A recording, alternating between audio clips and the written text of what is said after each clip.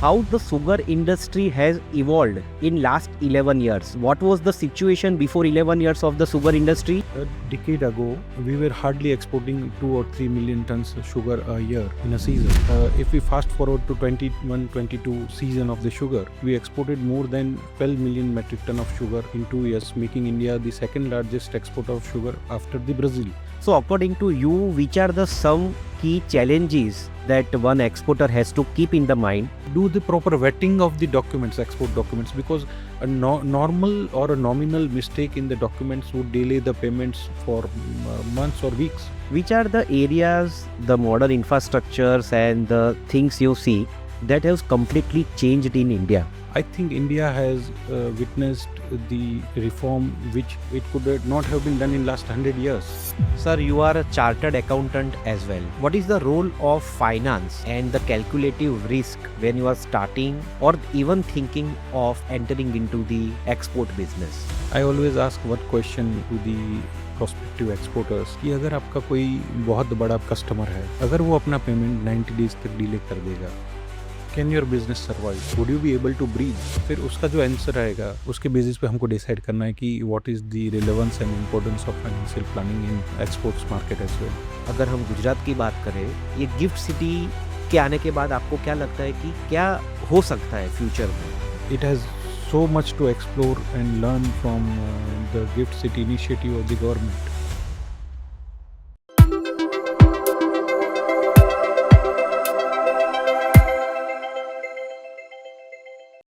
For latest updates, subscribe to our channel and press the bell icon.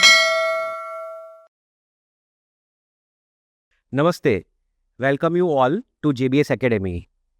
We are here to keep engaging, enlightening and knowledge sharing to all the students and the stakeholder in the field of logistic, shipping and freight forwarding.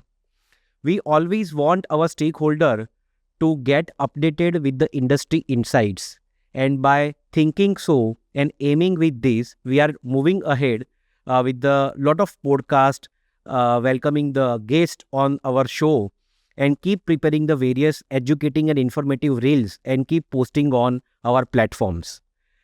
Today, with moving ahead in our this objective, we are having with us a very renowned personality who is having a work experience, a knowledge sharing, an entrepreneurship journey, more than 2 decades in sugar industry.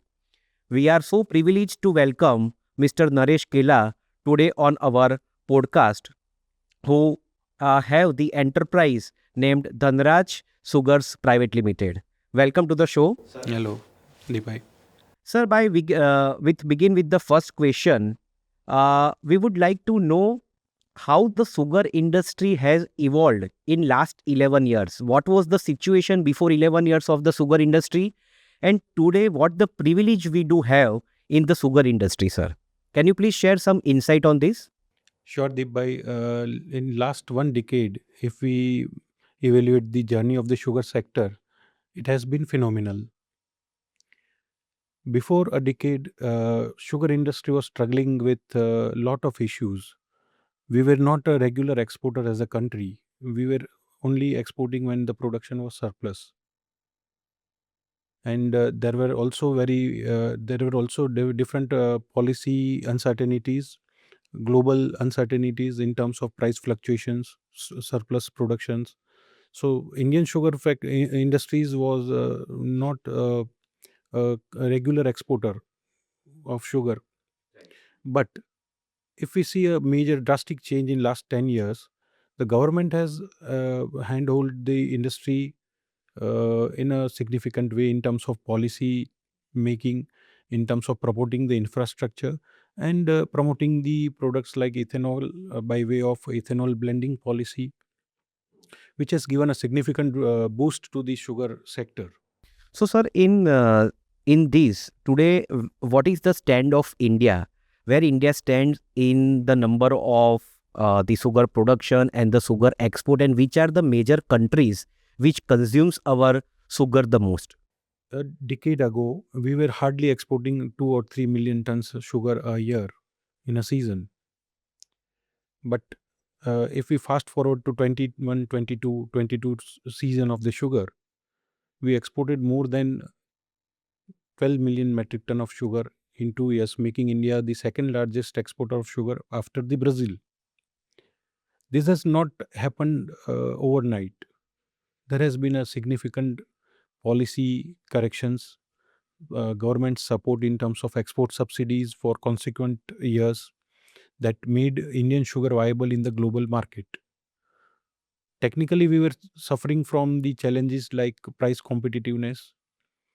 Indian sugar was not having the technological upgradation, and with the support of the government, the sugar sector in India has revived to the extent that we are now seen as the major contributor to the global sugar demand.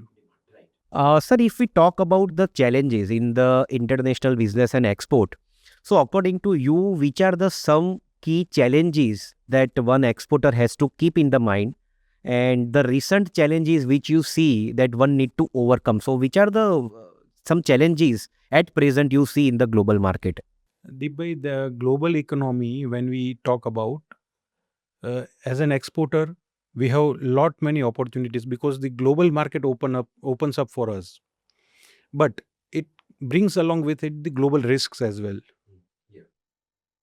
So when a trader or a manufacturer is planning to explore the global market, if I say in sugar industry, we have different factors that affect the entire sector in a multiple way.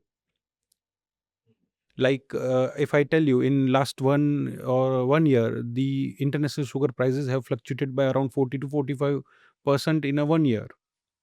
That is major risk. Then again, there is drastic sudden policy changes of the buyer countries. We have a tariff war right now going on, situation globally. Again, we saw disturbance in the Gulf region, which affected Indian trade with Europe in a large way. So, if we are exploring the exports market or global trade, as an Indian entrepreneur, I would suggest that we have to keep in mind a lot of things. And one more thing I would like to add in this: now the European countries and the US specifically, they are coming up with the new aspect, which is ESG compliance. So many buyers in Europe are now asking for the certifications like Bon Sucro or Fair Trade. These are something new aspects that are developing in the global market. As an Indian exporters, if we want to make our feet firm in this market, we need to identify the opportunities and the risks that are aligned with it. So, sir, through which way one has to keep updating his or herself about the international market, international the trade and the global to make themselves, empower to meet with all such challenges. In today's time, there are numerous platforms available. We cannot restrict ourselves to only Google. There are tools like LinkedIn that we have to effectively connect the buyers globally. Then again, we cannot rule out the importance of the trade fairs, sector specific trade fairs being organized on global platforms. In food, we have Gulf Food in Dubai, which is one of the landmark expo for the food industry, particularly sugar. Also, we participate there. So, if a new person who is looking to explore the opportunities in export market, apart from the online tools like Sales Navigator in LinkedIn or Google Market Search, and the trade specific expos or the exhibitions that are taking place across the globe, he must attend that, because real trade happens on in these exhibitions, where you get the opportunity to meet with your prospective buyers. True, very true. Yeah. Sir, if we talk about transformation in logistics sector in last 11 years, which are the areas, the modern infrastructures and the things you see that has completely changed in India, which probably maybe the daydreamer before 11 years or we might not have even think that India's logistics sector has changed or can changed at that extent. Can you share some of the insights on this? Yes, Deep if we speak about the India's logistic reforms, I think India has witnessed the reform which it could not have been done in last 100 years. India has come a long way in logistics reforms because it is a clear policy of the government, or the strategy you can say, that almost 14% of the GDP of the country is wiped out by the logistic costs. So the government has focused largely on the in projects that gave connectivity to roads, airports, railways, and you can see a drastic change in terms of the volumes that are now happening on the ports. Collectively, we have now built up the capacity of handling 2600 million metric ton of cargo annually on the ports. If you say the turnaround time on the ports, it was earlier 96 hours for a cargo to get processed on the ports, which has been significantly reduced by less than 40 hours right now.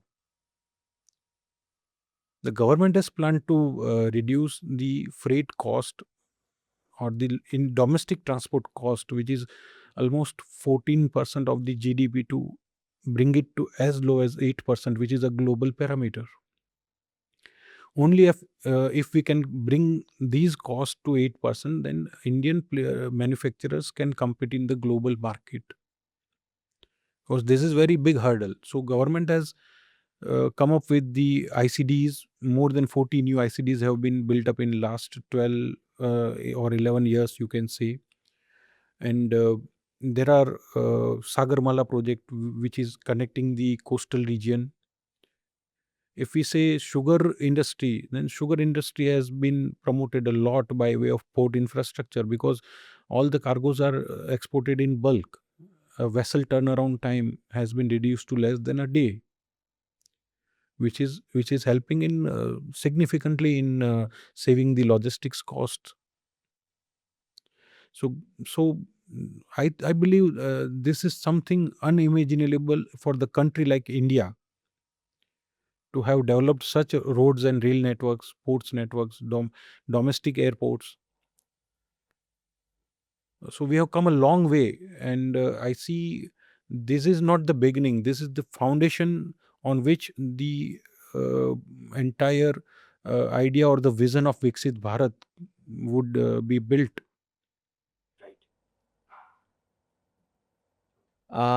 Sir, हमारे audience के लिए मैं एक question आपसे पूछना चाहूँगा। जो पहली बार एक्सपोर्ट फील्ड में अपने कदम रखने जा रहे हैं, ऐसे एक्सपोर्टर के माइंड में बहुत सारी कन्फ्यूजन होती है कि बायर को कैसे ढूँढे, पेमेंट टाइम पे मिलेगा कि नहीं? हमारा जो डॉक्यूमेंटेशन में कुछ क्वेरी आएगी कि नहीं? तो ये सारी चीज़ों उनके माइंड में बहुत चलती है, तो ये आपने भी कहीं न कहीं फेस किया होगा जब पहली बार आपने एक्सपोर्ट किया था। तो सर, फर्स्ट टाइम एक्सपोर्टर के लिए आपकी कुछ टिप्स, आपकी कुछ वैल्यू एडिशन राय, वो आप ज़रूर शेयर करिए। Deep bhai, your question reminds me of exactly what I went through while shipping my first cargo. Not quite long back, but I think in 2020, just before the COVID start. So definitely अगर मैं हिंदी में भी अगर बताऊं, तो ये एक ऐसा स्टेज है for entrepreneur, for an entrepreneur, कि lot of questions are moving around in his mind, how to identify the buyer, or identify the genuinity of the buyer. Then what are the documents to be executed to get the remittance safely, securely and on time. So अगर कोई entrepreneur है, अगर first time वो deal कर रहा है, तो I would suggest कि to make the proper study of the buyer through various modes. We have different online tools. Even we have our Indian embassies in the respective countries. We have FIO listings available by the government agencies. These are the many methods through which we can do the proper prospecting of the client. Once the genuinity of the client is set up, some of my clients, they do visit physically to the vendor, supplier. This is also today's one aspect of prospecting the buyer, supplier or the buyer. So every time we cannot do that. We cannot go to the place of the customer every time. It involves a lot of cost. But we can definitely reach out to our Indian embassies. We have trade cells at the embassies which are normally underutilized because very few people approach them with the trade potentials.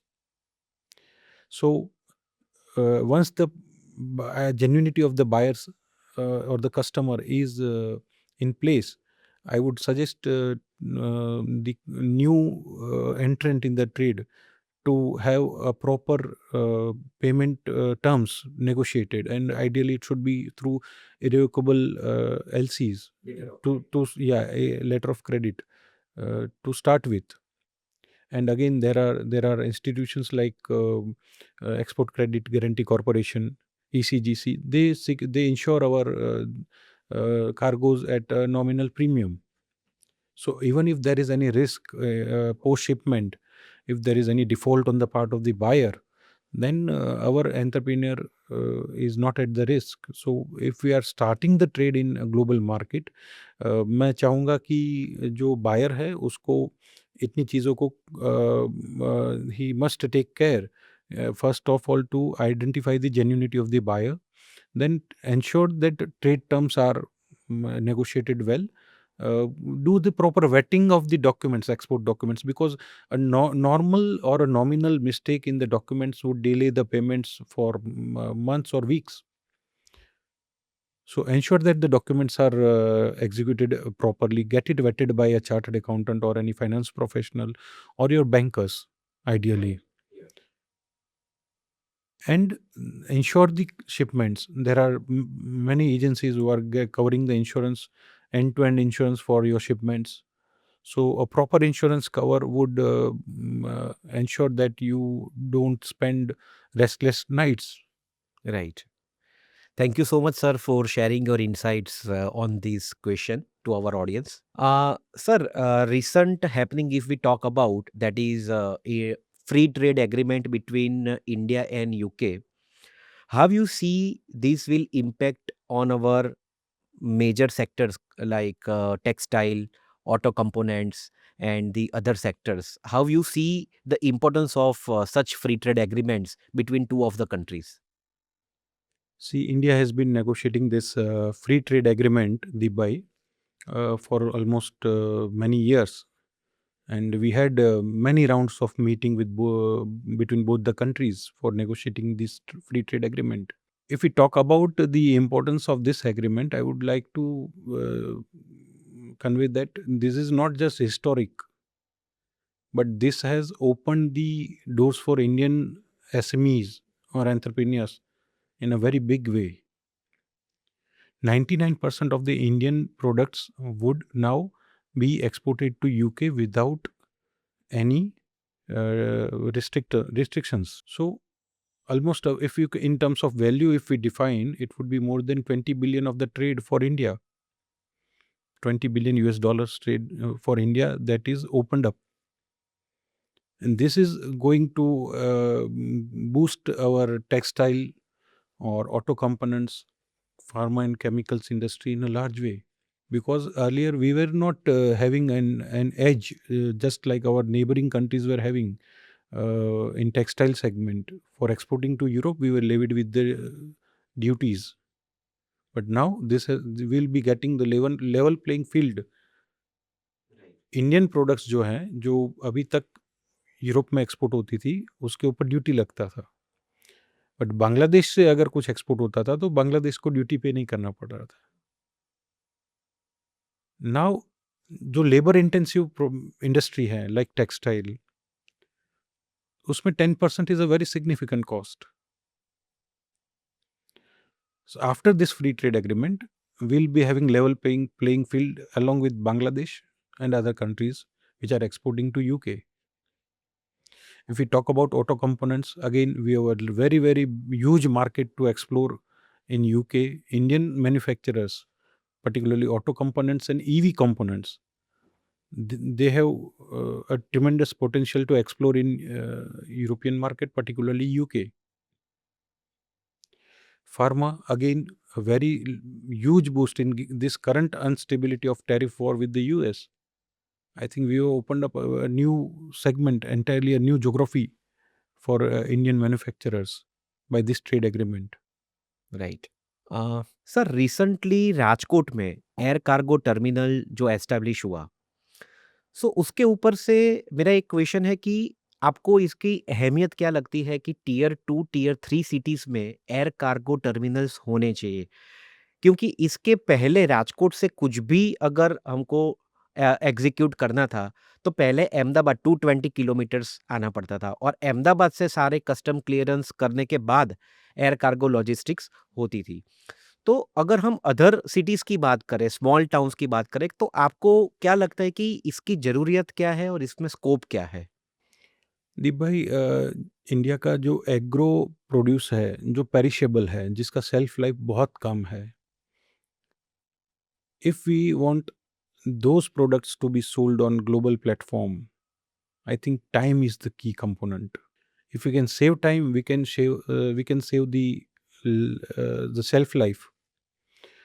मैं आपको एक छोटा सा example बताता हूँ, like Saurashtra के किसी part में अगर हॉर्टिकल्चर के थ्रू फार्मर फ्लावर्स ग्रो कर रहे हैं, इसको अगर एक्सपोर्ट करना है तो आइदर इनको अहमदाबाद लाना है या तो फिर मुंबई के थ्रू एक्सपोर्ट होता है. In any case the logistics time was almost 2 days to 3 days. और ये फ्लावर्स जब गल्फ रीजन में या आउट ऑफ कंट्री कहीं पे भी एक्सपोर्ट हो रहे हैं, almost 35 to 40% of the product got destroyed in the transit, which was a huge cost to the exporter. अभी जैसे आपने बताया कि राजकोट या other tier 2 cities like Nagpur, Indore, even Ludhiana और Coimbatore, these are the cities which have their specific potential of certain products. So now the policy has changed that for exporting anything, you have to rely on either Ahmedabad or Mumbai or any metro city. The government's vision of promoting the tier 2 cities trade and industry is clearly visible by this policy, connecting tier 2 cities globally. Now a cargo from Saurashtra, a perishable cargo, maybe it can be fruits from Saurashtra or flowers or any other vegetables which are being exported to nearby countries. तो इसमें अभी less than 24 hours, एक दिन के अंदर वो cargo destination पे पहुंच जाएगा. तो जो एक्सपोर्टर है, जो फार्मर है, जो ये प्रोडक्ट को ग्रो कर रहा है, ऑलमोस्ट 35 to 40% ऑफ द जो वेस्टेजेस हो रहे थे पहले इनके, वो सेव कर पाएगा, which is very significant amount. Right. So इससे ये पता चलता है कि सर अगर कोई नागपुर में है, कोई चंडीगढ़ में है, लुधियाना में है या कहीं पे भी उसके आजू-बाजू के गाँव में भी है, तो उनके पास ये फैसिलिटी एस्टेब्लिश करने की वजह से एक्सपोर्ट मार्केट में जाने के चांसेस ज़्यादा है, कॉस्ट ऑफ सेविंग ज़्यादा है, कॉस्ट ऑफ वेस्टेज जो हमें उसमें हम काफ़ी सारा बदलाव कर सकते हैं। जी, thank you so much sir for sharing your insights on this. Sir you are a chartered accountant as well, so here I would like to ask you one very important question. What is the role of finance and the calculative risk when you are starting or even thinking of entering into the export business?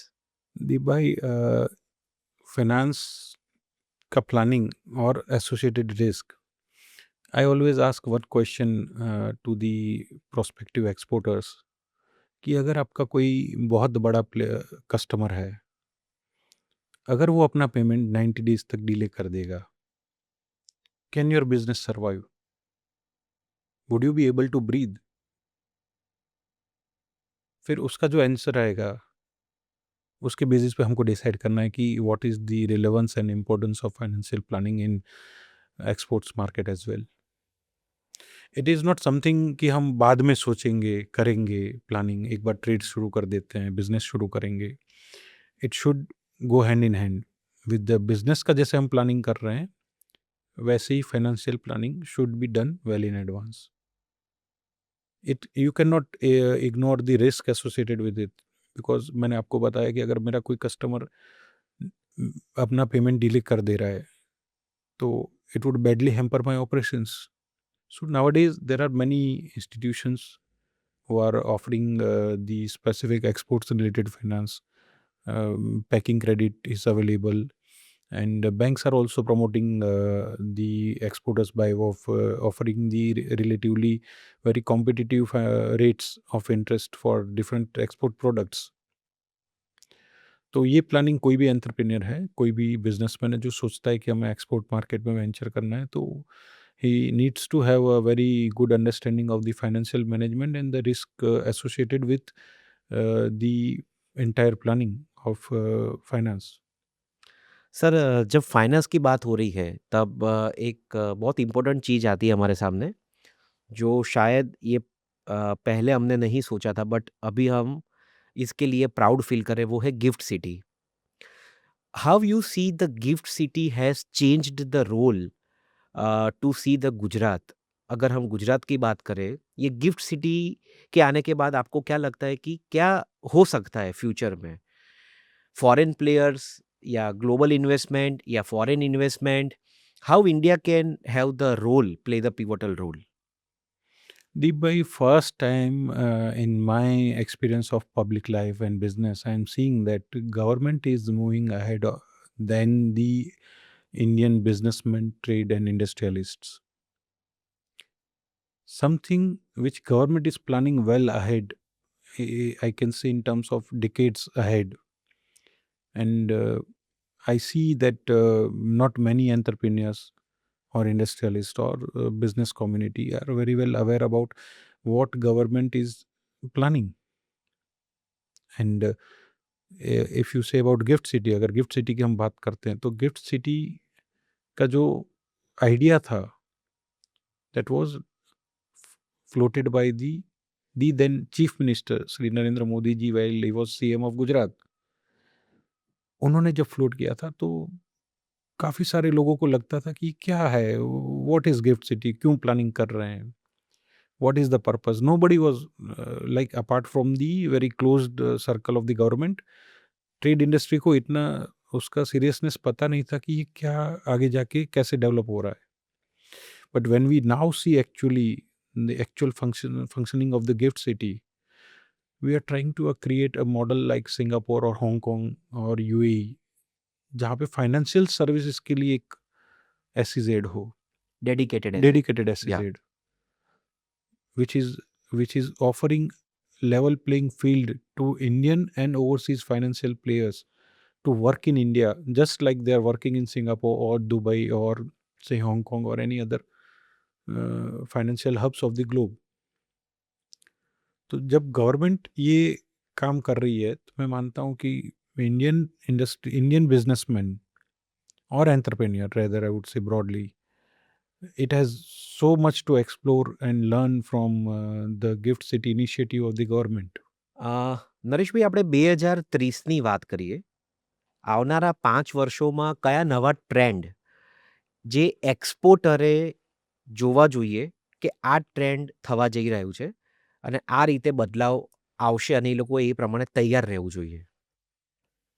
ભાઈ 2030 સુધી ઇન્ડિયાનું target છે કે એક્સપોર્ટ્સનું જે volume છે it should touch by $2 trillion. Currently or exports અત્યારે જે કહીએ આપણે તો એ લગભગ $775 US dollar બિલિયનમાં એટલું આપણું ટ્રેડ છે, જેમાંથી મર્ચેન્ડાઇઝ ઇઝ ઓલમોસ્ટ 50-55%. જો આપણે $2 trillion નું આપણે ટાર્ગેટ અચીવ કરવો હોય તો આઈ થિંક અત્યારથી આપણે ઓલમોસ્ટ 11% CAGR ઉપર ગ્રો કરવું પડે ઇન્ડિયન એક્સપોર્ટ્સને. હવે જે ટ્રેન્ડ્સની આપ વાત કરો છો તો એ ટ્રેન્ડ્સમાં ઘણા બધા આસ્પેક્ટ્સ જે ઇમર્જિંગ થઈ રહ્યા છે ને જેને હું માનું છું કે આપણા એન્ટરપ્રેન્યોર્સે અત્યારથી એમના માટે પણ એક આ જે કહેવાય કે લર્નિંગ માટેનું એક એવેન્યુ ઓપન થશે એમના માટે પણ. ડિજિટલ ટ્રેડની જે વાત છે, ફાઇનાન્સ, પેમેન્ટ્સ, આ બધા જે અત્યારે ચેન્જ થઈ રહ્યું છે સિનારીઓ, એક બહુ મોટો આસ્પેક્ટ નેક્સ્ટ દિવસોમાં આપણી સામે આવશે ઇન્ટરનેશનલ ટ્રેડની અંદર.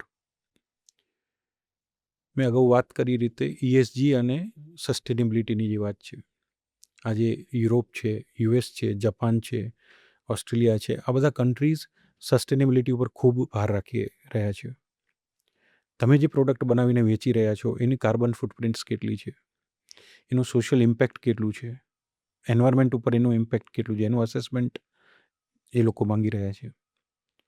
એવું બની શકે કે તમારી પ્રોડક્ટ ગ્લોબલ માર્કેટની અંદર કોમ્પિટિટિવ પ્રાઇસથી તમે ઓફર કરતા હોય, but price would not only be the factor કે તમે ચીપર આપો છો એટલે તમારી પાસેથી લેશે, એવું હવેના દિવસોમાં બનશે નહીં. You need to have all regulatory compliances, documentary compliances, સસ્ટેનેબિલિટીનું સ્ટડી હોવું જોઈએ તમારી પાસે. ESG કમ્પ્લાયન્સની જે મેં વાત કરી, fair trade which is another certification in this segment. તો હવે ફક્ત કોઈ તમે પ્રોડક્ટ બનાવો છો અને તમે એક માર્કેટ કરતાં ચીપર રેટથી આપો છો, એનાથી તમે ઓવરસીઝ બાયરને એટ્રેક્ટ નહીં કરી શકો. તમારે આ બધા જ કમ્પ્લાયન્સીસ સર્ટિફિકેશન્સ માટેની અત્યારથી તૈયારી શરૂ કરી દેવી પડશે. બીજી વાત છે કે ગ્લોબલ અત્યારે જે ડિસ્ટ્રપ્શન્સ ચાલી રહ્યું છે, ટ્રેડ વોર કહી શકાય, ટેરિફ વોર કહી શકાય, એની અંદર, અને કોવિડ પછી આપણે જોયું કે જે વર્લ્ડની લાર્જ ઇકોનોમીઝ છે એ લોકોએ China+1નો કન્સેપ્ટ ડેવલપ કર્યો.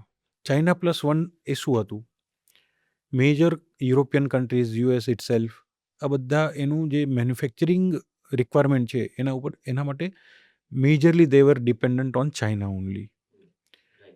પણ જ્યારે કોવિડ આઉટબ્રેક થયું અને ગ્લોબલ સપ્લાય ચેઇન ડિસ્ટર્બ થઈ, ત્યારે લોકોને એમ થયું કે કોઈ પણ એક સોર્સ ઉપર ડિપેન્ડન્ટ રહી ના શકાય. Then naturally second choice was India. તો જેટલા ગ્લોબલ કન્ઝ્યુમર કન્ટ્રીઝ છે એ લોકોએ ઓલ્ટરનેટિવ તરીકે ઇન્ડિયાની અંદર પણ પોતાનું પ્રેઝન્સ ડેવલપ કરવાનું શરૂ કર્યું એમણે.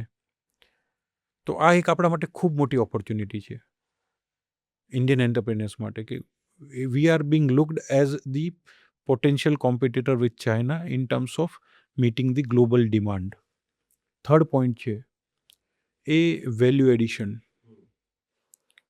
હું શુગરની વાત કરું તો રો શુગર એક્સપોર્ટ્સ અગર હું કરીશ તો it will not yield much value to me. I will have to explore the different mediums of exporting the value added products. કોઈ પણ એગ્રો કોમોડિટીઝ છે તો એને હું રો ફોર્મમાં અગર એક્સપોર્ટ કરીશ તો એનું વેલ્યુ એડિશન ઇન્ડિયાના મેન્યુફેક્ચરરને કે ઇન્ડિયાના ફાર્મરને એટલો એનો બેનિફિટ નહીં મળે. The real potential lies in the value addition. આપણે એવું કહીએ કે વેલ્યુ એડિશન ઇઝ નેસેસિટી, એવું નથી. વેલ્યુ એડિશન વગર તમે એક્સપોર્ટ માર્કેટ વિચારી જ નહીં શકો આવતા દિવસોની અંદર. So it is not an option. It is not an option. It is compulsory. Compulsory. हाँ.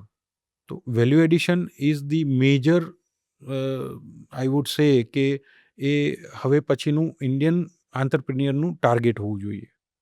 Both forward and backward integration of the products. તો આ એક જે કહી શકાય કે આવતા દિવસોમાં મેજર ટ્રેન્ડ્સ રહેશે. અને digital Discovery of the potential customers, જે સૌથી છેલ્લો અગત્યનો પોઈન્ટ છે.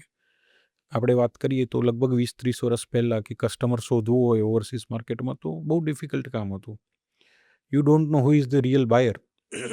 ક્યારેક એવું બનતું હતું કે ગુજરાતનો કોઈ મેન્યુફેક્ચરર છે એ મુંબઈમાં બેઠેલા કોઈ ટ્રેડરને મટીરિયલ આપે, મુંબઈનો ટ્રેડર છે એ યુએસમાં કોઈ કે યુરોપમાં બેઠેલા ટ્રેડરને એક્સપોર્ટ કરે છે, અને એ પણ ત્યાં આગળ જે એન્ડ યુઝર છે એને સપ્લાય કરે છે. મતલબ બે મેન્યુફેક્ચરર્સ ક્યારેય એકબીજાના કોન્ટેક્ટમાં હતા જ નહીં.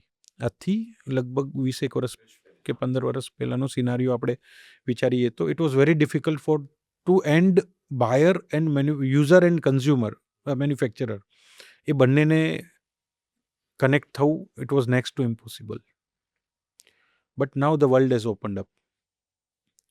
અને સપ્લાય ચેઇનની અંદર જેટલા એવા કમ્પોનન્ટ્સ છે કે જે કોસ્ટને માર્જિન્સને એડ કરી રહ્યા છે, માર્જિનને ડ્રાય કરી રહ્યા છે, કોસ્ટને એડ, તો એ ધીરે ધીરે એલિમિનેટ થવાના છે. Major consumers are now looking for major manufacturers. તો આ જે ટ્રેન્ડ્સ છે એ ટ્રેન્ડ્સને અગર આપણે અત્યારે વાત કરીએ, જો ઇન્ડિયાનું એન્ટરપ્રિન્યોર અત્યારથી એના ઉપર વર્કિંગ સ્ટાર્ટ નહીં કરે તો આઈ બિલીવ ઓપોર્ચ્યુનિટીઝ છે આપણી પાસે અને આપણે એને એનકેશ નહીં કરી શકીએ. જો એને એનકેશ કરવી હશે તો અત્યારથી જ એના ઉપર બહુ સિરિયસ થોટ પ્રોસેસ એપ્લાય થવી જોઈએ અને એના ઉપર વર્કિંગ થવું જોઈએ.